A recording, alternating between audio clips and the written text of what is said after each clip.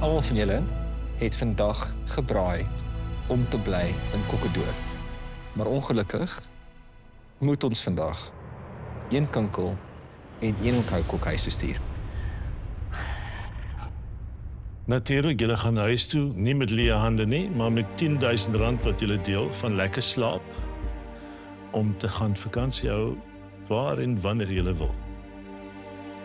Ons onthou kok wat ons vandag verlaat is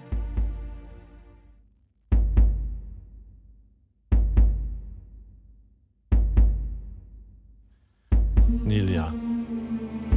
Dit het nie regtig vir my as 'n skok gekom toe hulle my naam noem nie. Op die einde van die dag het ek nie die uitdaging voltooi nie. En die kinkelkok wat ons vandag verlaat, Om koelekamer te gaan en weet, jy gaan nie vandag gesê word jou kos is of die beste of die slegste en jy het heeltemal immuniteit. Is 'n baie lekker gevoel, ek gaan nie jokkie. is François. Dit was regtig 'n baie amazing experience. Ek's trots op myself. Nie gedinge gaan so ver gaan in Kokkedoor nie.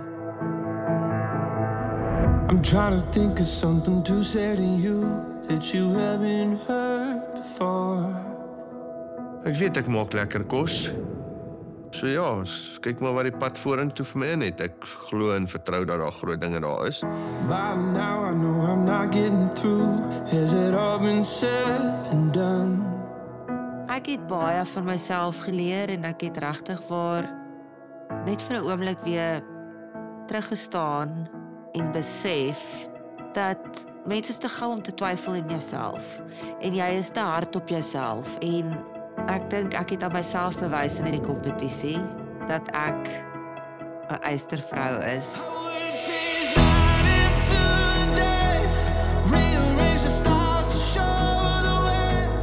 Ek is baie bly ek het ingeskryf.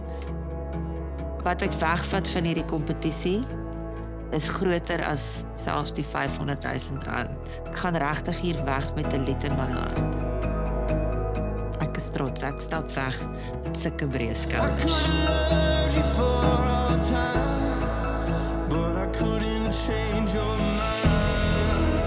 Trots geborg deur Toyota.